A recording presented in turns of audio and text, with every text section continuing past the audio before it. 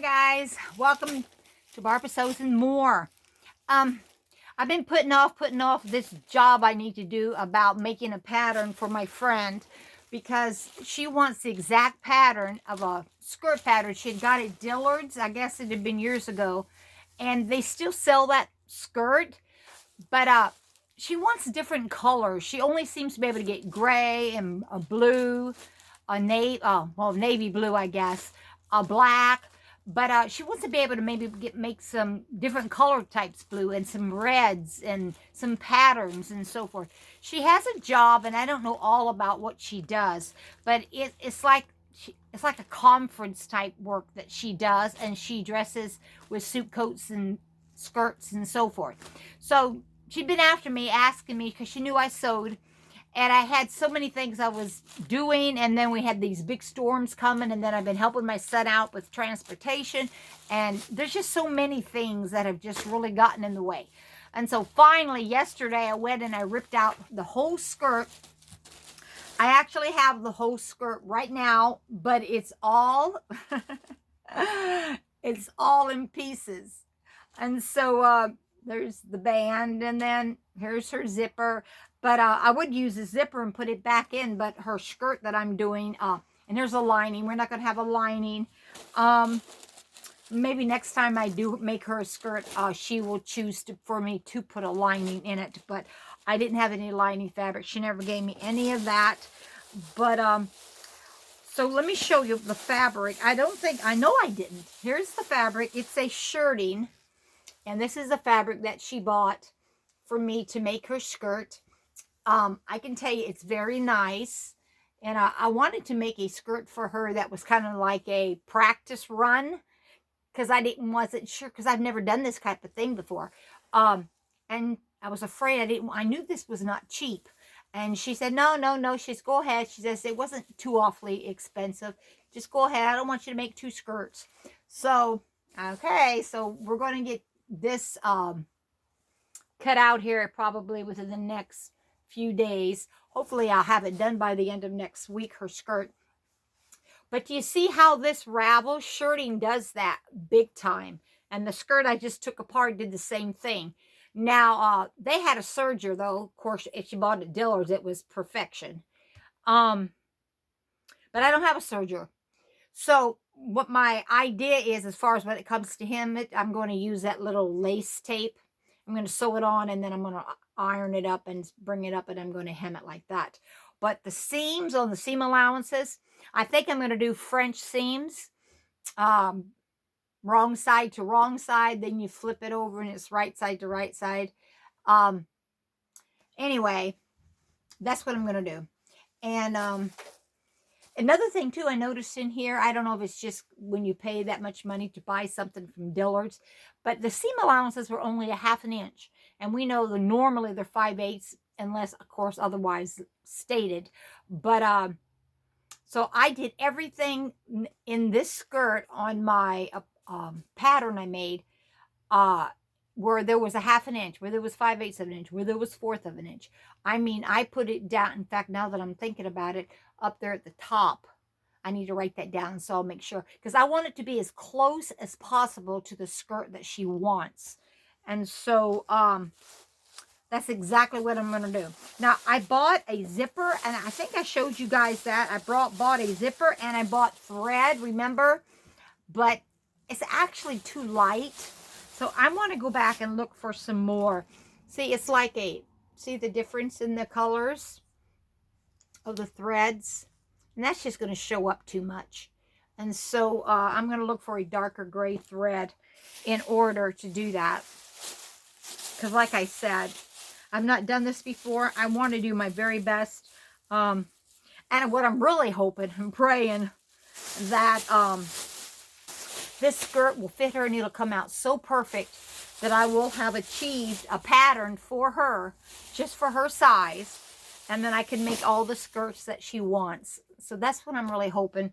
But I went to the store. This is the pattern cut out for her. I went to the store, and I was looking for that. They used to call it butcher paper that they used to use years ago in the meat market. They wrapped your hamburger and your meat in it.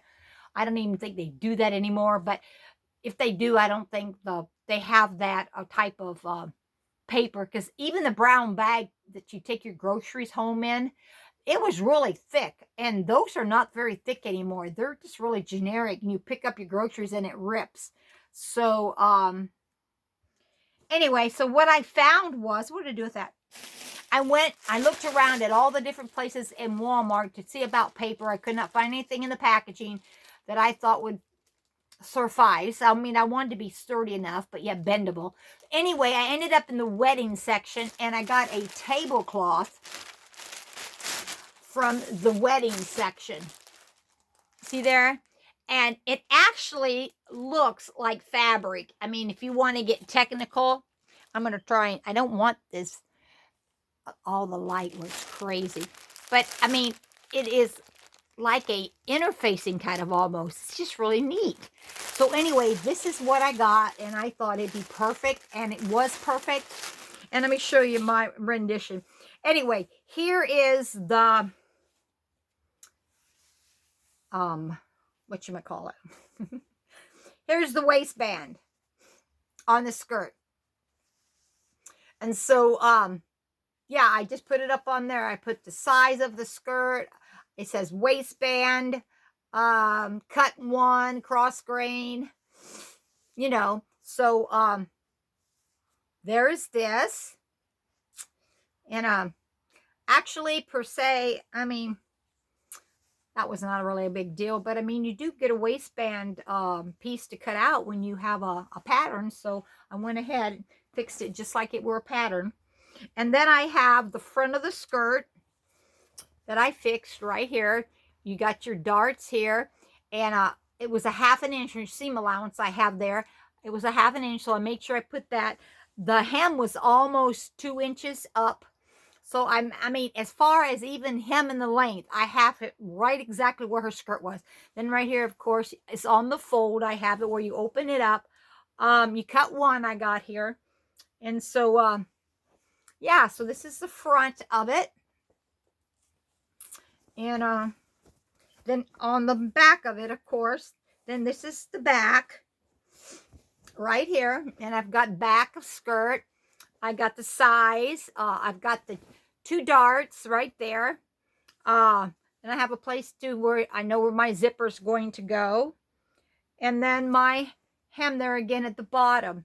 So, and then it says cut 2. So, yeah.